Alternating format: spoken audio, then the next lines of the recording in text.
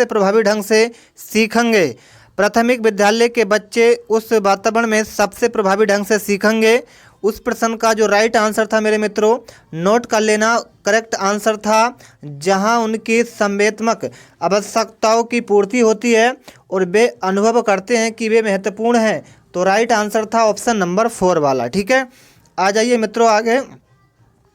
आगे आपसे पूछा क्या गया है, नोट करिएगा कि एक बच्चा खिड़की के सामने से कौवे को उड़ता हुआ देखता है और कहता है कि एक पक्षी, इससे बच्चे के विचार के बारे में क्या पता चलता है? प्रश्न काफ़ी कठिन प्रश्न पूछे गए थे। तो मित्रों इस प्रश्न का जो राइट आंसर था वो था आपका साथियों क्या था, यानी कि जो आपका बच्चे की स्मृतियां पहले से भंडारित होती हैं, उसके बाद बच्चे में पक्षी का प्रत्यय विकसित हो चुका है।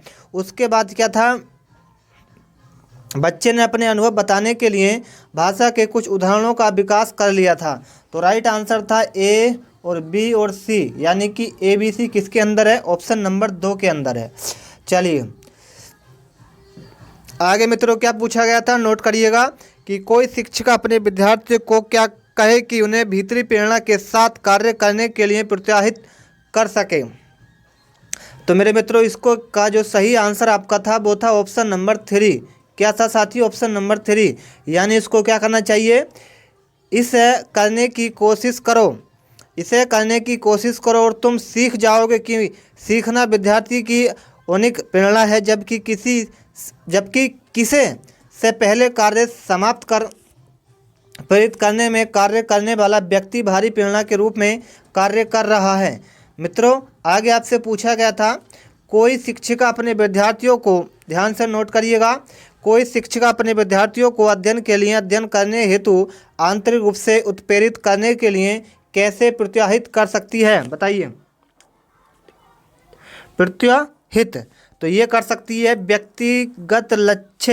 व्यक्तिगत लक्ष्य निर्धारित करने और उनमें निपुणता पाने में उन्हें मदद देकर। ठीक है, तो राइट आंसर बी था।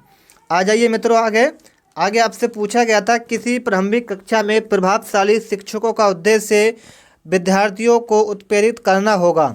तो राइट आंसर था सीखने के लिए, जिससे वे जिज्ञासु बने और सीखने के लिए ही सीखना पसंद करें। तो राइट आंसर आपका था ऑप्शन नंबर 4, बिल्कुल सही आंसर। ठीक है, चलिए आगे आइए मित्रों, बहुत अच्छी बात है, प्रश्न काफ़ी इंपोर्टेंट है कि निम्नलिखित में से कौन सा उदाहरण प्रभावशाली विद्यालय की प्रथा का है? बहुत अच्छा प्रश्न है साथियों, नोट करते चलना। प्रश्न नंबर जो आपका 10 है, राइट आंसर होगा व्यक्ति संक्षेप अधिगम। क्या साथियों? व्यक्ति संक्षेप अधिगम। ठीक है, तो करेक्ट आंसर था आपका ऑप्शन नंबर 2, बिल्कुल सही आंसर। आगे मित्रों आपसे पूछा गया था, विकास का सिरपदा विभुक दिशा सिद्धांत व्याख्या करता है कि विकास इस प्रकार आगे बढ़ता है। बहुत अच्छा प्रश्न है साथियों, राइट आंसर था सिर से पैर की ओर। किससे ओर?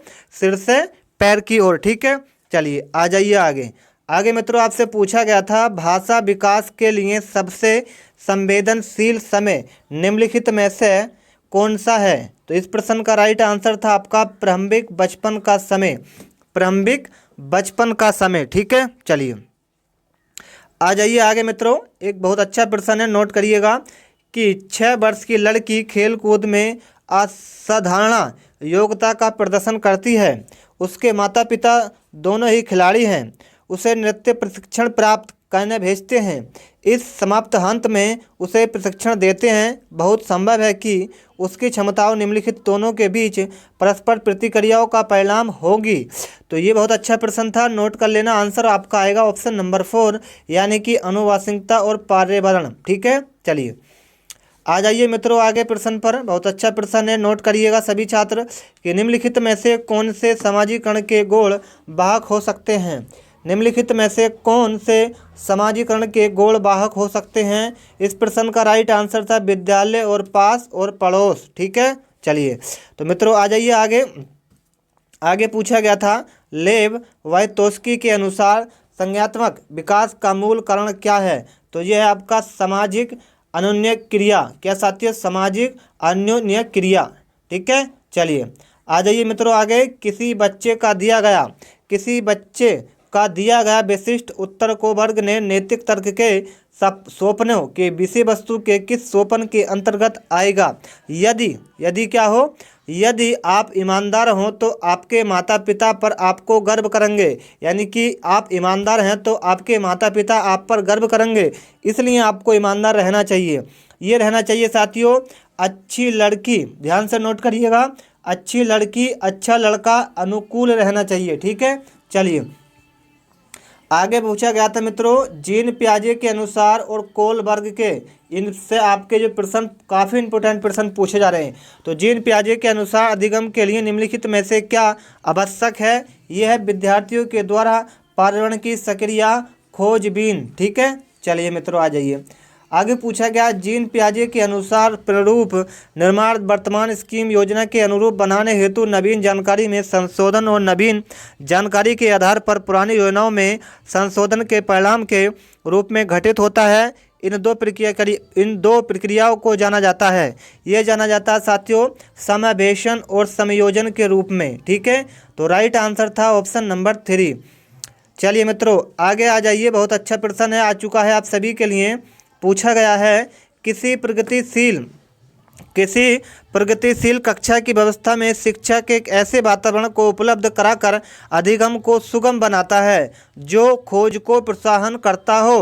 क्या साथियों, जो खोज को प्रोत्साहन करता हो या देता हो। मेरे मित्रों राइट आंसर था ऑप्शन